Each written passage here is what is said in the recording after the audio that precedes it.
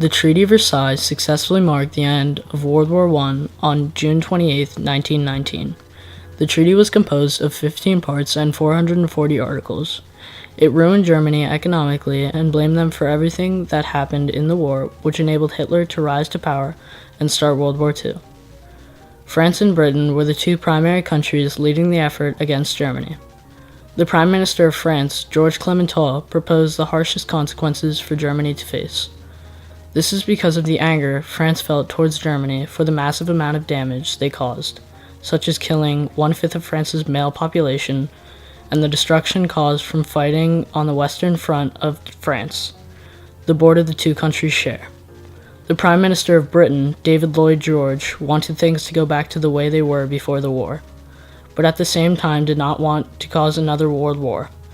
Britain had little land damage but high war losses. They had a large investment in Germany, so they did not want to devastate them to the point that they would be unable to trade. The United States joined the fight on April 6, 1917.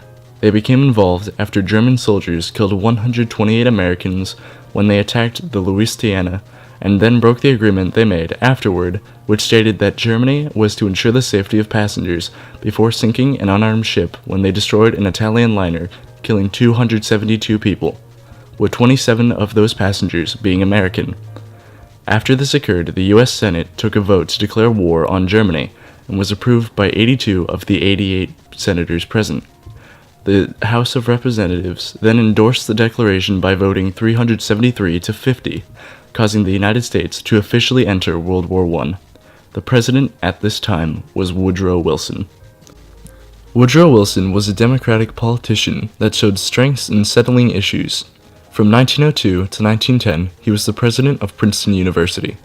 During this time, he became known to the public for his ideas on education, such as changing the admission system, social system, college campuses, and pedagogical system. He decided to run for the governor of New Jersey so that he could pursue his beliefs. He won the election of 1912 against Theodore Roosevelt and William Taft. Roosevelt and Taft split the Republican vote, leaving the election for Wilson to win.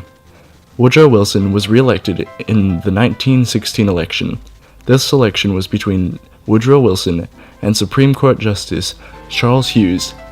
Woodrow Wilson won the election due to his ability to safely keep the United States out of the war.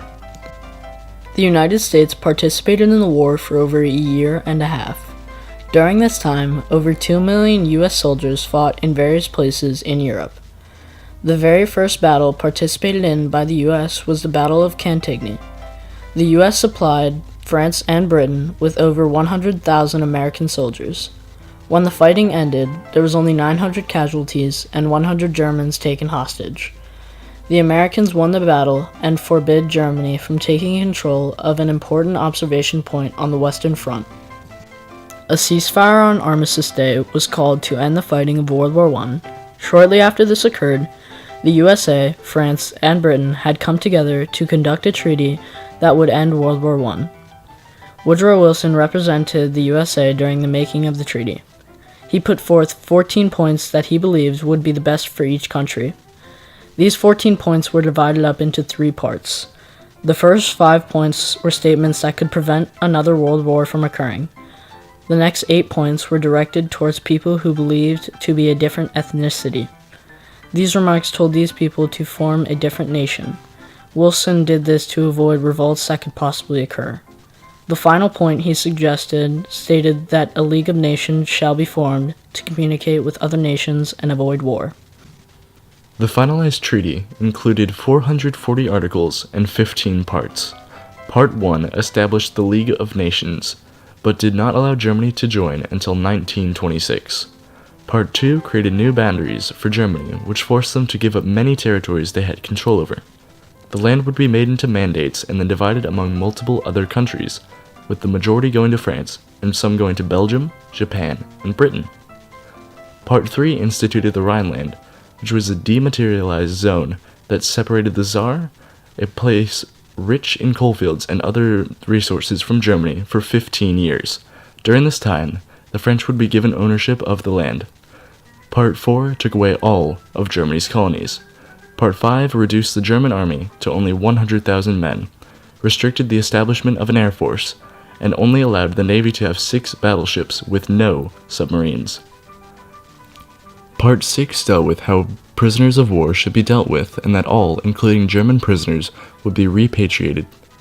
Part 7 stated that all persons guilty of criminal acts against the nationals of one of the Allied and associated powers would be brought before the military tribunals of that power. It also forced Germany to release all documents and information of every kind. Part 8 made Germany take full responsibility for all damage and losses in the war. Article 231 is considered the most important text in the treaty and states, "The Allied and associated governments affirm and Germany accepts the responsibility of Germany and her allies for causing all the loss and damage to which the Allied and associated governments and their nationals have been subjected as a consequence of the war imposed upon them by the aggression of Germany and her allies." Part 9 imposed many financial obligations upon Germany. The next 6 parts dealt with Germany's trade regulations and relationships with other countries. Among the German citizens, the Treaty of Versailles was extremely unpopular. Germany was severely pressured to sign and accept the terms of the treaty and the consequences that came with it. The Treaty of Versailles caused Germany to undergo serious economic depression and inflation. By using the desperation of the German people, Hitler was able to rise to power. The U.S. Senate refused to ratify the treaty, and the U.S. government claimed no responsibility for most of the effects and consequences it caused. Once his second term of presidency ended, Woodrow Wilson earned many awards. One of these awards was the 1919 Nobel Peace Prize. He was awarded the prize due to his success in helping form the treaty and ending World War I. The Treaty of Versailles is remembered today as an attempt to end World War I and prevent future wars from occurring. In many ways, the treaty was a success, and in others, a failure. Though it was able to successfully mark the end of World War I, it also caused a chain of events that led to World War II. In the following years to come, the treaty had to undergo many modifications until it was unable to change any further without altering the original ideology. What truly caused the Treaty of Versailles to fail was that the Allies did not enforce the terms of the treaty and assumed that Germany would cooperate willingly. In the words of James Atkinson, the Allies were strong enough to win the war, but not strong enough to secure the peace.